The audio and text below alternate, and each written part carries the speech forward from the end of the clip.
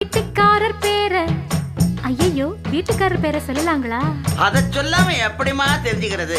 அட சும்மா சொல்லுமா. வீட்டுக்காரர் பேரை சொன்னே ராசுக்குட்டி ராசுக்குட்டி, அவன் பேசுகிற பேச்சு எல்லாம் சீனி கட்டி. அட கண்ணுக்கழகா ஆளும் இருப்பாரே, நித்தம் கலர் கலராடை அணிவாரே. இப்போ எந்த திசையில் எங்க இருக்கு